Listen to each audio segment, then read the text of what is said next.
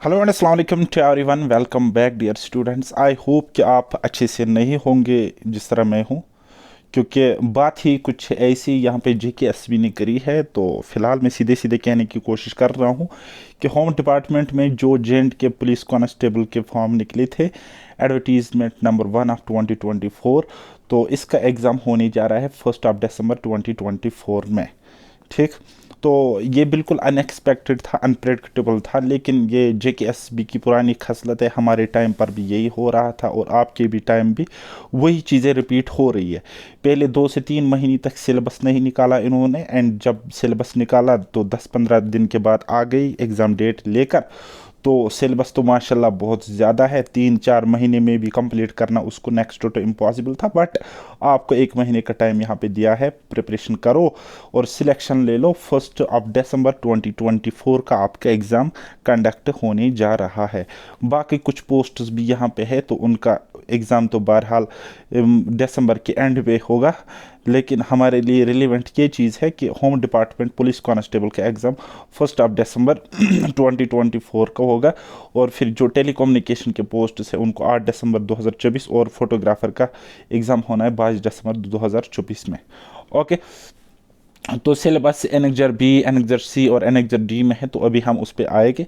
लेकिन मैं आपको इतना ही ये अपडेट देने नहीं आया था कि आपकी एग्ज़ाम डेट यहाँ पे अनाउंस हो चुकी थी। मैंने आपको, अगर आपको याद होगा, तो 10 दिन पहले हमने अपना बैच स्टार्ट किया था, जिसका 50% सिलेबस अभी आपको एप्लीकेशन में कंप्लीट देखने को मिलेगा।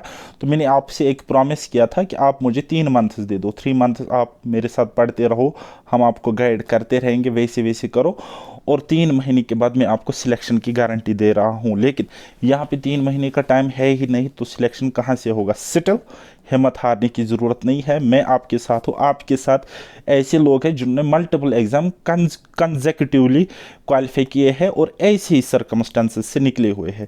तो हम आपका हाथ तो छोड़ेंगे नहीं, सिलेक्शन दिला के ही रहेंगे। लेकिन अब हमें अपनी स्ट्रैटेजी थोड़ी सी बदलनी चाहिए। ठीक। तो हम अभी लेके चल रहे थे, पहले 3 महीने का मिनिमम टाइम है हमारे पास, तो वैसे स्ट्रेटजाइज हम कर रहे थे चीज़ों को। हमने प्लान किया था कि हम पहले सिलेबस कंप्लीट करेंगे, देन उसके बाद मॉक टेस्ट एंड MCQs सालों करेंगे चैप्टर वाइज, सो दैट 100% हमारा सिलेबस भी कंप्लीट हो और एग्जाम ओरिएंटेड अप्रोच के साथ हम एग्जाम में डील कर पाए। लेकिन वो सब करना अब पॉसिबल नहीं है। लेकिन हाँ, एक बात तो ज़रूर है, सिलेक्शन लेना अभी भी नामुमकिन नहीं है, पॉसिबल है। थोड़ा सा आप अगर अभी तक 5 घंटे पढ़ रहे थे, तो आप 10 घंटे इसको कर लो। ठीक है। तो वैसे ही फिर 1 महीना आपका 2 महीने में चेंज हो जाएगा। ठीक है। तो अभी मैं सिलेबस पे आता हूँ और मैं आपको आपके साथ स्ट्रैटेजी डिस्कस करूँगा कि किस कंपोनेंट को टारगेट करना है, किस चीज़ को आपने छोड़ना है। क्योंकि अब तो 100% कंप्लीट करने वाली बात यहाँ पे नहीं रहती है। यहाँ पे बात आती है कि ज़्यादा मार्क्स कौन स्कोर करेगा और कैसे करेगा। तो चलिए अब हम वहाँ पे सिलेबस पे जाते हैं। अब ये 1 मंथ सिलेबस और स्ट्रेटजी पर आने से पहले मैं आपके साथ अपना एक वाक़ा शेयर करूँगा, सो दैट आपको थोड़ा सा एटलीस्ट यहाँ पे मोटिवेशन मिले। क्योंकि अभी मैं समझता हूँ आप मेरी जूनियर हो और मैं आपकी सीनियर हूँ, दोनों चीज़ों में, एज के लिहाज से या फिर क्वालिफिकेशन या एग्ज़ाम देने के लिहाज से जो एक्सपीरियंस है। तो थोड़ा सा एक्सपीरियंस मैं आपके साथ शेयर करूँगा। हम लोगों ने JKSB की जर्नी स्टार्ट करी थी एंडिंग 2020, या मैं कहूँगा हमने JKSB की अच्छी तरीके से सीरियसली पढ़ना स्टार्ट किया था 2021 में। ठीक है। तब हमारा मेन फोकस था हमारा FAA एग्ज़ाम। ओके। तो FAA एग्ज़ाम के लिए हम पढ़ रहे थे। तो अक्टूबर 2021 में क्या होता है कि JKPSI की नोटिफिकेशन आउट करता है JKSSB। कब? 2021 में। तो हमने फॉर्म अप्लाई उसमें भी किया, मैं और मेरा एक दोस्त था उसने। ठीक है। तो हमने जब उसमें फॉर्म अप्लाई किया, तो अब हम आपकी तरह ही सिलेबस का वेट कर रहे थे, और सिलेबस आते आते लगभग 29 दिसंबर को निकल गया। ठीक है। 29 दिसंबर को सिलेबस आता है हमारा JKPSI ये सब इंस्पेक्टर का। राइट। और 30 दिसंबर को एग्ज़ाम डेट्स आते हैं और पता चलता है कि 15 जनवरी को इन्होंने शेड्यूल रखा है हमारा JKPSI एग्ज़ाम। अब हम क्या करेंगे, सिलेबस तो बहुत ज़्यादा लेंथी था। जो UPSC का प्रीलिम्स वाला सिलेबस होता है, जनरल स्टडीज़ प्लस CSAT, वो वाला सिलेबस था। देखने में एक ही पेज था लेकिन ब्रॉडर वे में वो दिया गया था सिलेबस, मतलब मोटा मोटा हिस्ट्री, ज्योग्राफी, पॉलिटी, अंदर की चीज़ें नहीं दी गई थी कि हमें क्या पढ़ना है और कैसे कितना पढ़ना है। तो हुआ क्या, हम थोड़े से 5-10 मिनट पैनिक कर गए क्योंकि हमारे लिए 15 दिन तो बहुत कम टाइम होता है। तो फिर मेरा फ्रेंड जो था शिराज भाई मेरे साथ, तो उसने कहा अब क्वालिफाई कैसे होगा, या तो हमें छोड़ना है या तो फिर करना है। मैंने बोला नहीं, छोड़ेंगे नहीं, तोड़ेंगे। तो बोला कैसे, मैंने बोला 15 दिन है, 15 दिन को हम 30 दिन बना देंगे, अपना जो टाइम हम दे रहे हैं पढ़ाई को उसको डबल करेंगे। बोला और क्या करेंगे, मैंने बोला और क्या करेंगे, छोटा छोटा पार्ट जो देखेंगे सिलेबस का वो कंप्लीट करेंगे, मतलब अपने स्कोरिंग एरियाज पे ज़्यादा फोकस करेंगे जिसमें हमें कम इनपुट और ज़्यादा कम इनपुट देने पर ज़्यादा आउटपुट मिले, ज़्यादा रिजल्ट मिले। तो वैसे कुछ टॉपिक्स थे वहाँ पे, रीजनिंग था, कंप्यूटर था, मैथमेटिक्स था, इंग्लिश था। इसी तरीके से वहाँ पे वो कम्युनिकेशन वाला एक टॉपिक था, J&K ऑर्गेनाइजेशन एक्ट सेपरेटली दिया था तो वो टॉपिक था। तो हमने मोटा मोटा 70% सिलेबस कंप्लीट किया और छोटे छोटे टॉपिक्स पढ़े, स्कोरिंग एरियाज पे फोकस किया। ठीक है। तो बहरहाल मेरा फ्रेंड मुझे कह रहा था कि अल्लाह ताला के अलग प्लान है, JKSB का अपना प्लान था हम लोगों को दरबदर करने का, लेकिन अल्लाह ताला ऊपर देखता है तो उसके भी अपने अलग प्लान होंगे। क्या JKSB अगर अनप्रेडिक्टेबल है तो अल्लाह ताला उनका बाप है, वो भी अनप्रेडिक्टेबल ही है। तो हुआ क्या कि बर्फबारी हो गई, कोविड तेज हो गया और ये जो 15 मतलब जनवरी में जो एग्जाम होना था सारे के सारे पोस्टपोन हो गए। तब जाके फिर 2022 में एग्जाम्स हो गए JKPSI और FAA का। फिर आप देख सकते हो कि JKPSI मैंने दोनों बार क्वालिफाई किया, रिटर्न की मैं बात करूँगा, और FAA भी हो गया। ठीक है। लेकिन मैंने पढ़ा जो था हम लोग दोनों ने वो सिर्फ 15 दिन की में ही पढ़ा था JKPSI को, उसके बाद उसको टच नहीं किया। तो दो बार क्वालिफाई हो रहा था। तो उसके अलावा भी हमने एग्जाम्स क्वालिफाई किए फिर बैक टू बैक। तो ये थी छोटी सी कहानी कि इस कहानी से आपको ये सुनने को मिलता है कि हमें हिम्मत नहीं हारनी होती है। ठीक है। मैंने तब भी अपने फ्रेंड को बोला था अगर हमें 15 दिन मिलते हैं तो बाकी को भी वही 15 दिन मिलते हैं, अगर हमने नहीं पढ़ा है तो बाकी लोगों ने भी वही नहीं पढ़ा है। तो डिसाइड यहाँ पर क्या करेगा कि इन 15 दिन को हम यूटिलाइज कैसे करेंगे। जो जितना ज़्यादा पॉजिटिव एनर्जी के साथ मेहनत करेंगे इन 15 दिन में, राइट स्ट्रैटेजी, राइट अप्रोच के साथ, वही आगे मेरिट में आ जाएगा। तो वही चीज़ आपके पास है। अभी आप मान के चलो आपके पास है 30 + 10 - 40 डेज। ठीक है। आज जो भी डेट है, तो कुल मिलाकर आप 30 डेज ही अगर मान के चलो तो ज़्यादा बेटर रहेगा, क्योंकि मैं आपको कहता हूँ हमेशा hope for the best and prepare for the worst. तो ये वर्स्ट सिनारियो, इससे ज़्यादा सिनारियो कुछ नहीं हो सकता। तो 30 दिन आपके पास है, आप अपनी एफिशिएंसी को या तो डबल करो या 1.5 टाइम्स करो, तो ये 30 डेज आपके 45 डेज टू 60 डेज हो जाएंगे। तो फिर हमें क्या करना है, हम करेंगे स्कोरिंग एरियाज पे फोकस, तो वहाँ से उसको हम कंप्लीट कर लेंगे। उसके अलावा क्या करेंगे, मैं आपको अपने 100% एक्सपीरियंस के साथ यहाँ पे कंटेंट डिलीवर करूँगा। टाइम से पहले आपका सिलेबस कंप्लीट होगा, लेकिन अब हमारी स्ट्रेटजी, अब हमारी कहानी कुछ और होगी। तो आपको अपना दिमाग नहीं लगाना है, आप एक्सपीरियंसड बंदे के पास पढ़ रहे हो जिसने आपको सिलेक्शन का दावा किया और सिलेक्शन दिला के रहेगा अगर आप फॉलो करोगे। लेकिन आप मुझे ये नहीं सिखाना कि वो करना है, ये करना है, ऐसा करना, वैसा करना है। जैसा जैसे मैं आपको कहूँगा वैसे वैसे आपको करना है। हर वीक में आपको 5 दिन के बाद, हर 5 दिन के बाद आपको एक वीडियो मिलेगा जिसमें आपके साथ further course of action plan आपको के साथ शेयर किया जाएगा यूट्यूब पे। ये मैं पेड स्टूडेंट्स की बात करूँगा जिन्होंने पेड में एनरोल किया है। तो अगर आपने अभी तक नहीं किया तो आप कर सकते हो। देखो बेटा, हमारे पास जनरल इंग्लिश है तो इसको डीपली प्रिपेयर करेंगे, 25 नंबर है यहाँ से। फिर हमारे पास बेसिक ऑफ कंप्यूटर है तो इसके 15 नंबर, कितने हो गए, 40। तो इसी तरीके से हमारे पास है न्यूमेरिकल एंड रीजनिंग एबिलिटी, तो इसमें 25 नंबर है। तो ये हमारे पास मोटा मोटा ऐसे सेक्शन है जो हमको फुल नंबर दे सकते हैं। तो इसका सिलेबस ऑलमोस्ट खत्म है। जो न्यूमेरिकल एंड रीजनिंग एबिलिटी है इसका लगभग 100% सिलेबस कंप्लीट है। रीजनिंग के कुछ टॉपिक्स है वो मैं 2-4 दिनों तक कंप्लीट करा दूंगा। कंप्यूटर का भी 30% कंप्लीट है, इसके 10 दिनों में हो जाएगा खत्म। और इंग्लिश में भी समझ लो कि 10-15 दिनों में मैं आपको कंप्लीट करा दूंगा। फिर आपको क्या करना, सिर्फ और सिर्फ प्रैक्टिस एमसीक्यूज करनी। अच्छा, मैथमेटिक्स का सिलेबस यहाँ पे थोड़ा सा टफ आपको देखने को मिलेगा। उसमें क्या पढ़ना है क्या छोड़ना है, जिनका मैथ्स वीक है वो क्या कर सकते हैं वो भी मैं आपको अभी बताऊंगा। फिर रहते हैं हमारे ये लेंथ वाले सेक्शंस 2, इनके साथ क्या करेगी वो भी मैं आपको बताऊंगा। देखो बेटा, सबसे पहले इंग्लिश की बात करेगी तो मैंने आपको क्या बताया था, आर्टिकल्स मैंने पढ़ाया है, क्लास में पढ़ा दूंगा, अभी कंप्लीट नहीं। प्रोनाउन मैंने पढ़ाया है और ये जो प्रेपोजिशन है ये भी मैंने आपको पढ़ाया है। कुल मिलाकर 30% लगभग सिलेबस मैंने कंप्लीट किया, बाकी भी हम पढ़ा देंगे। तो ये सिनोनिम एटोनिम्स ये हम नहीं पढ़ेंगे और आप भी नहीं पढ़ना, ठीक है। जो मैं कहता हूं ना हम नहीं पढ़ेंगे, मतलब आपको भी नहीं पढ़ना है, गलती नहीं करनी है, ठीक है। पंक्चुएशन आप खुद करोगे तो बाकी मैं करा लूंगा। तो ये हो गया इंग्लिश का मोटा मोटा। तो 25 में से 20 नंबर आसानी के साथ आप ला सकते हो अच्छी प्रैक्टिस के साथ। देन अब आते हैं हम general knowledge and current affairs पे। फर्स्ट ऑफ ऑल जो करंट अफेयर है इसको करो SKIP स्किप। करंट अफेयर आज से पढ़ना बंद, ठीक है। पर करंट अफेयर पढ़ना ही नहीं है, बस आपको लॉस होता है तो मेरी जिम्मेवारी, करंट अफेयर बंद करो आज से ही। तो ये आपके सर ने वहाँ पे, शिराज सर ने पढ़ाया है।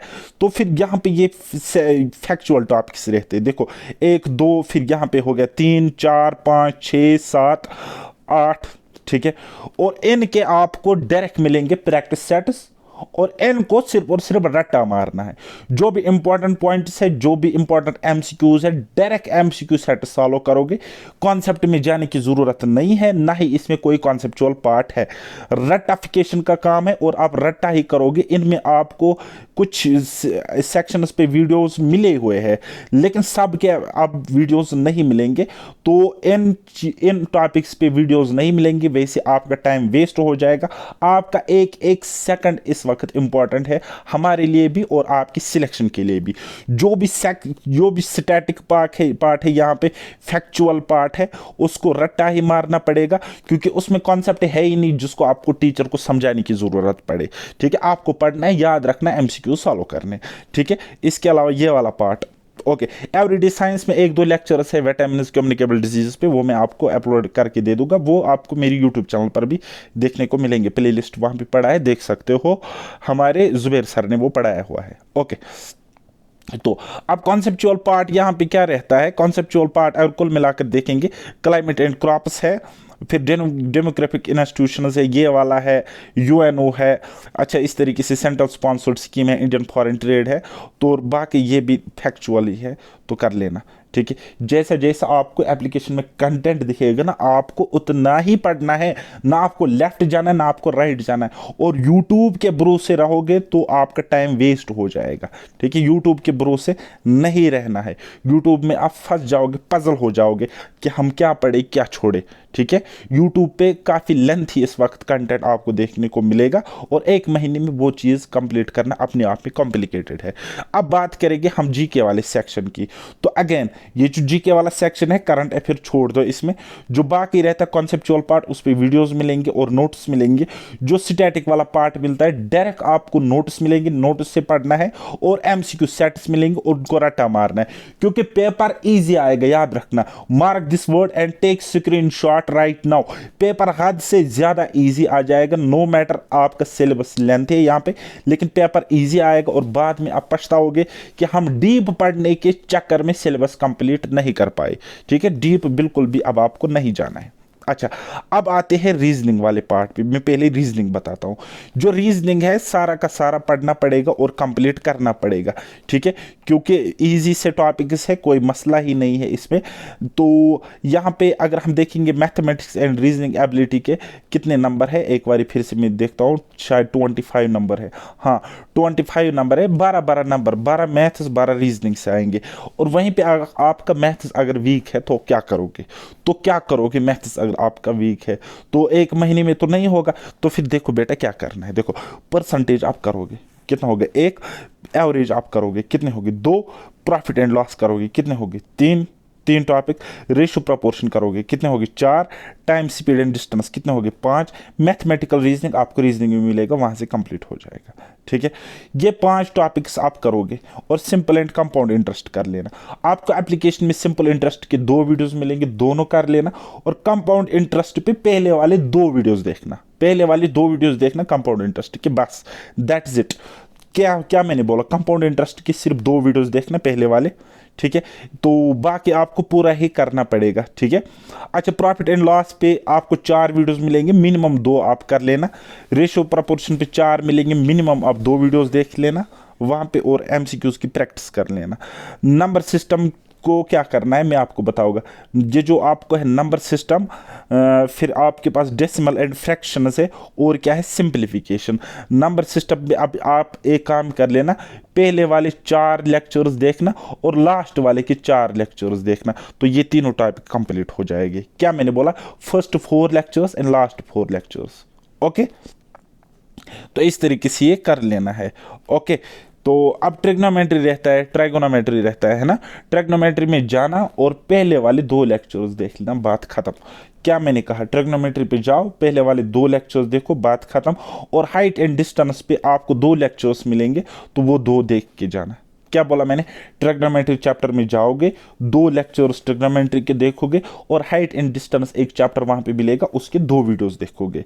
बस इतना ही मैथ्स में करना है। मुझे उम्मीद है अगर 12 क्वेश्चन मैथ्स से आते हैं तो 7+ आप स्कोर आराम से करोगे, तो इतना डिसेंट स्कोर है। तो ये अब आपको स्मार्ट अप्रोच से ही चलना पड़ेगा। अच्छा, रीजनिंग में क्या है, हर एक टॉपिक में कंप्लीट करा रहा हूँ, नोट्स आपको वहाँ पे मिलेंगे, उसके अलावा प्रैक्टिस सेट्स मिलेंगे, तो वो आपने प्रैक्टिस करने हैं। ठीक, अब आते हैं कंप्यूटर पर। क्या आते हैं कंप्यूटर पर, इसमें है 15 नंबर। क्या है, 15 नंबर। इसमें आप 15 आउट ऑफ 15 कर सकते हो, आराम से करोगे। ठीक, तो आपको क्या करना है वो अब आप सुन लो। कंप्यूटर टर्मिनोलॉजी ये आपको पढ़ना ही नहीं है। कंप्यूटर टर्मिनोलॉजी मतलब छोटी छोटी टर्म्स कंप्यूटर की, जैसे कि एब्रीवेशन है, फुल फॉर्म वगैरह है, तो इसको सेपरेटली मत पढ़ो, मेरी बात सुनो। हार्डवेयर एंड सॉफ्टवेयर आपको मैं पढ़ा रहा हूँ, कंप्लीट हो जाएगा। Input and device, input output device की वीडियो आपको कल मिल जाएगी। फिर हमारे पास रहता है MS वर्ड, एक्सेल थोड़ा सा डिफिकल्ट है, बाकी ये टॉपिक्स कुछ भी नहीं है, सिंपल से टॉपिक से 15 आउट ऑफ 15 स्कोर करना, यहाँ पे कोई बड़ी बात नहीं है। तो अब आपको क्या करना है, अब मैं आपको बताऊंगा क्या आपको नहीं करना है इस वक्त। ठीक है, आपको अलग अलग लोग आएंगे, उन्होंने कभी एग्जाम्स भी नहीं दिए होते, लेकिन प्लेटफॉर्म उनका बहुत बड़ा होने की वजह से आप उनके ट्रैप में फंसते जा रहे हो, उनकी बातों में आते हो। ठीक है, तो आप यहां सुनो, नो डाउट मेरा प्लेटफॉर्म छोटा है, लेकिन 10 में से 8 एग्जाम्स क्वालिफाई किए हुए हैं। ठीक है, रिटन एग्जाम की मैं बात कर रहा हूँ। तो आपको क्या नहीं करना, उसको ध्यान से सुनो, गौर से सुनो। ठीक है, आपको एक एक टॉपिक के बड़े बड़े लंबे लंबे लेक्चर्स नहीं देखने यूट्यूब पे, सिलेक्टेड पढ़ना है। होगी एक बात। दूसरी बात, जो भी स्टैटिक वाले टॉपिक्स होंगे, फैक्चुअल क्वेश्चंस वाले टॉपिक, स्टैटिक टॉपिक, उनके वीडियोस बिल्कुल भी नहीं देखने। उनको सीधा PDF से पढ़ना है, नोट से पढ़ना है, या अगर आपके पास कोई स्टैंडर्ड बुक है उससे पढ़ना है। अगर कुछ भी नहीं है तो हमारा प्लेटफॉर्म ज्वाइन करो, 499 रुपीज़ अभी भी है, तो वहां पे हम सब कुछ प्रोवाइड करा देंगे। फिर कोई बुक भी मत खरीदो। ठीक है, तो हो गई 2 बातें क्या नहीं करना है। तीसरी बात, मोस्ट इंपॉर्टेंट चीज, टेस्ट जो आप देते हैं आज से बंद। मॉक टेस्ट एक भी नहीं देना है, कोई भी मॉक टेस्ट नहीं देगा आप में से। स्पेशली मैं बिगनर्स और फ्रेशर्स की बात करूंगा, जो लोग मेरे साथ एग्जाम दे रहे थे, 4 सालों से पढ़ रहे हैं, वो मॉक अगर देंगे यहाँ पे मॉक टेस्ट, तो कुछ ना कुछ पॉइंट तो बनता है उनके लिए, क्योंकि उनकी तैयारी प्रिपरेशन ठीक ठाक लेवल की है। लेकिन आपका सिलेबस अगर कंप्लीट अभी नहीं है तो मॉक टेस्ट देना इरेलेवेंट है। क्या होगा, आप यहाँ से डिमोटिवेट हो जाओगे, पजल हो जाओगे, और आपका टाइम भी वेस्ट हो जाएगा, और आप कुछ नहीं कर पाओगे। ठीक, तो और मोस्ट ऑफ द प्लेटफॉर्म्स यहाँ पे अपनी कोर्स सेल करने के लिए जानबूझकर जो मॉक टेस्ट होते हैं वो इरेलेवेंट बनाते हैं, ताकि स्टूडेंट का स्कोर अच्छा ना हो उन मॉक टेस्ट्स में, और वो हमारे पेड कोर्स ले ले। ठीक है, ये स्ट्रेटजी रहती है जो मैं आपको साफ साफ कहता हूँ। तो मॉक टेस्ट देना बंद करना है, और मैंने जो कहा उस पे अमल करनी है, घबराना नहीं है। एग्ज़ाम बाद में पोस्टपोन हो सकते, क्या पता अल्लाह ताला यहाँ पे बर्फबारी करे तो एग्ज़ाम्स फिर डेफर होकर मार्च या फरवरी में आपके हो जाएंगे, या क्या पता कुछ दिनों में हमारी गवर्नमेंट एज रिलैक्सेशन लेके आ जाए।